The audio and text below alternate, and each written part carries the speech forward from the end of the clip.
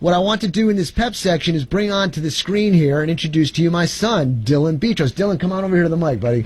Say hi to everybody. Say hi in French. My son is going to Southwestern University, and he's learning languages, and what is it? French is the major one, right? It is, yeah. Tell me something in French. Okay. Bonjour, toutes les personnes. Je suis très content d'être ici. And what did you just say? I said, hello, everyone. It's nice to be here. Well, great. I'm sure everybody's saying hello to you back. Dylan, the reason I got you on here today, Dylan is an actor. He's also got his IMDb page. If you want to go there, Dylan Beatros, check him out. He's doing quite nicely. Maybe he'll even send you a signed autographed photo. I don't know. But the reason I've got him on here today is because Dylan is my acting crackhead when it comes to our training seminars. Okay, he's not a crackhead, everybody. He acts as though he's a crackhead. And what it is, when we do our room-to-room search in our shoot house, the scenario is basically that the parent or parents are asleep in the master bedroom and somebody breaks in, which happens to be my son crackhead here, acting as like a crackhead trying to steal a TV so he can buy more drugs. And so the people of the household wake up, they hear it, and they're going to room search because they got children on the other side of the house, and they got to protect their children. And in the course of this, Dylan's been doing this for quite a long time. He has come to realize people have patterns, a natural set patterns of doing things that are not good. And so we're going to get him on here now and talk to him, and I'm going to ask him some questions. So Dylan, first, as my crackhead in my seminars, tell me just an overall, what do you think of the program, and then we'll get into the details. Well, first of all, I really love the program just because you can talk about home invasion in theory, but as soon as you get out there, every concept that you thought you were going to follow just goes right through the window. Like, you are a completely different person than how you were talking about yourself inside the classroom. Like, I've had people that were super confident, and then they get into the seminar, and they're just a mess. They're heavy breathing, they're stomping, they're like, it's all self-confidence just flies out the window when their adrenaline is pumping. So yeah, he makes a comment there, and I teach this all the time, and that is, you're shooting at a piece of paper. The worst thing that can happen to you is get a paper cut. But when you're put under stress, that adrenaline's pumping through your system, are you going to be able to manipulate your 10 fingers? Because they end up having to turn into like 3 fingers. And so trying to manipulate a gun with 3 fingers as compared to 10 fingers makes it a little bit difficult. So Dylan, you've done this a bunch of times. I've taught tons of students, and you're absolutely right. We see the same scenario in the classroom. They've got it. They're a little nervous, but they think they got it. But once they get into the shoot house, and ladies and gentlemen, let me tell you something. We're using airsoft guns, replicas of real guns that shoot plastic BBs at a high enough velocity where it's not going to penetrate you, but it's going to oh, that's smarts. So when you're turning the corner, you're going to think twice before you do, because you don't want to get stung by this thing. But Dylan, what have you learned? You wrote a list here for me. I'm going to take it one by one. But as you're going through the house and the adrenaline's pumping, there's things that everybody seems to be doing that gives himself away. Why don't you tell us about that? Okay, so the first one is definitely shadows.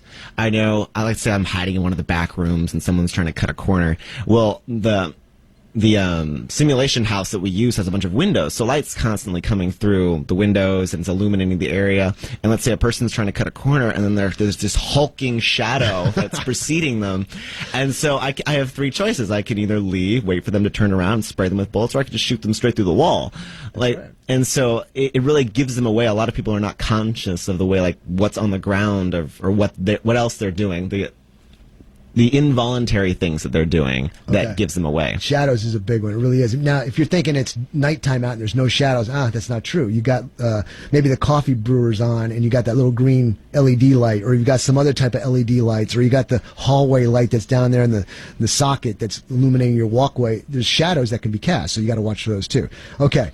What about, you got down here, heavy breathing? Tell us about the heavy breathing. Oh my gosh. So, this one, I'll give a specific scenario. This one lady was doing extremely, extremely well. Like, she was tiptoeing really quietly. I couldn't hear her. And then all of a sudden, I hear this. Well, okay, there she is. So she was coming down the hallway, so I just maneuvered around. And while she was hyperventilating, I just came out and popped her. So it really gives you away. Just you're breathing. People aren't conscious of the fact that. Well, let's talk about that. When you're going through it, I know when I'm going through it, I've got to watch my breathing because I know that can be a giveaway. And when you do that, when you're controlling your breathing in a hyper situation, your body's craving more oxygen. And so you're trying to stall the oxygen because you don't want the gasping to take effect. And all of a sudden it gets to the point where I got to breathe, man. I got to breathe. And then that moment is when you get snagged. So you've got to learn to control your breathing and be as calm as you can. Very good. Your next one on the list here is stomping. Some people, it seems like when they come into the shootout house, it's like they have lead shoes. They will just slam their feet down on the ground, and it literally is like sonar. I know exactly where you are the entire time. And it makes it really easy for me. So if you want the crackhead in your house to have a really easy time, take all your stuff and shoot you, stomp your feet. I know some people were actually smart. They took off their shoes, and that way, like when they were in their socks, I couldn't hear them. But those that had, like, some people had boots on, some people had sneakers on, and they would just stomp around, so I knew exactly where they were every step of the way. And the shoot house also, it's not 100% replicated like a real house where it's got carpeting, wood floors, and all that. There's dirt in there. It's on a concrete floor, and so when they're turning corners or moving, you can actually hear the gritness between their foot and the floor, right? Yeah. So you have to, when you first walk in there and you realize, hey, that my feet are making noise, now you got to start walking flat foot, not bending your feet. So that's another thing that's taking away oxygen from your body. It's great though, because you don't want to get shot. Rubbing their pants legs together. This is honestly essentially like the stomping. Like, let's say, you know how when you wear jeans and your legs are really close together and that makes that sound when the material runs together. Yeah. A lot of people aren't conscious of that because, like, let's say you're going hunting, and like one of the big things to keep in mind when you're hunting is to keep your legs further apart. That way your pants legs aren't rubbing together and not making a lot of noise. That's kind of how it is in the shootout house. I hear a lot of people that I'll just hear this jean friction sound, and I know exactly where they are. It's just like the stomping. It's like sonar. Dylan has become like a ninja. I mean, he's just very quick, light on his feet, and because he knows these patterns, he just takes people out real fast, which is a great thing because we're always trying to find your weak spot and enhance the areas that you're weak at. Okay, this one's very important, as they all are, but I say that because I actually teach this in the class, and that is how to turn corners. There's proper ways to turn a corner in a house if you think that there's somebody in there so you don't get compromised. So tell us about poorly cutting corners. Well, one of the things you're supposed to do when you're cutting corners is to keep this close enough to the wall, if I'm not mistaken. And that way you're a smaller target and you can't be hit. I know a lot of people, when they cut their corners, some people will stick their hand out with their gun, kind of like clear the area, and they'll fire off a round or something. Or some people would like stick a foot out first and then like clear the corner like they were glued to the wall. Let me clarify what he's saying when he stick close to the wall. If you're going down a hallway and you're going to turn to the right, I don't want to stay on the right wall. I want to stay far away from that wall and stay closer to the left wall. I want to stay as far away from the turning corner as possible, like he's saying, because if I'm hugging the wall turning the corner, there's no room for error. They're going to see immediately me turning that corner. But if I'm at a distance from where I turn and closer to the far wall, I will probably see them first before they see me. That's called cutting the pie. But we'll talk about that in the seminar on December 13th, and you can come to. So, Dylan, if they're turning the corner and they got their hat on and they're real close to that wall, that you can see the brim of their hat or their foot or the barrel, and if somebody like the bad guy like you, if you wanted to, and we don't allow this, but you could if you wanted to, as the gun barrel's coming out, you grab the barrel and take the gun away from somebody, right? I could, yeah. Okay.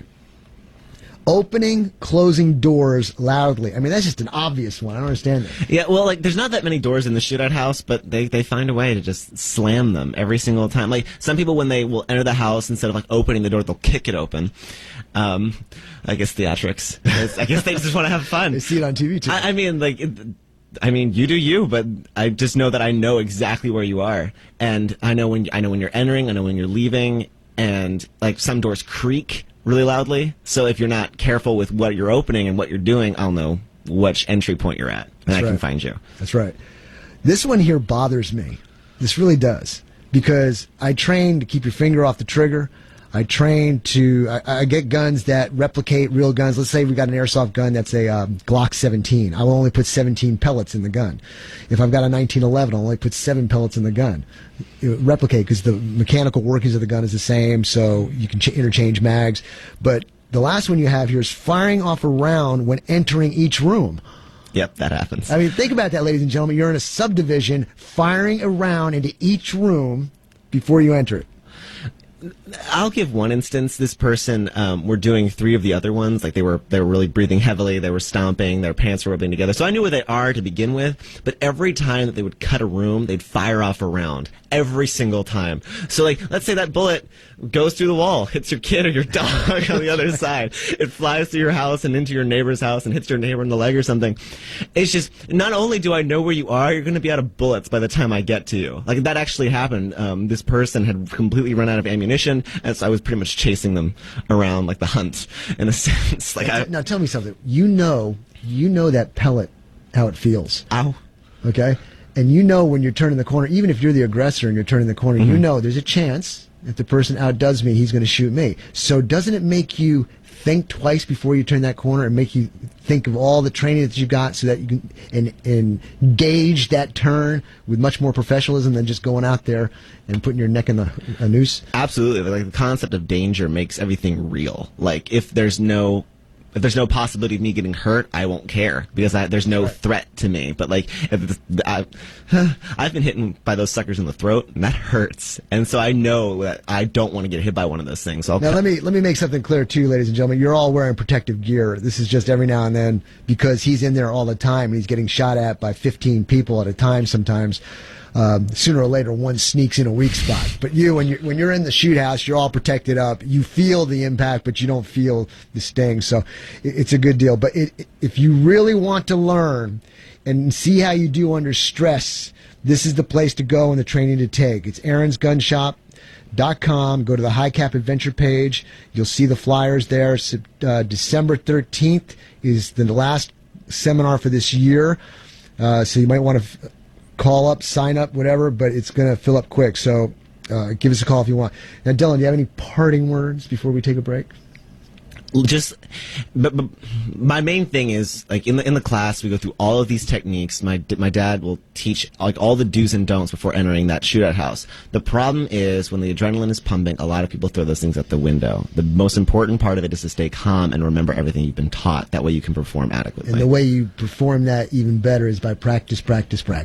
You got to continue it up. The better you are prepared, the more that training will come to save you when a situation really happens. So, Dylan, thank you for coming on. Thank you for sharing. I'm sure a lot of people got a lot out of that.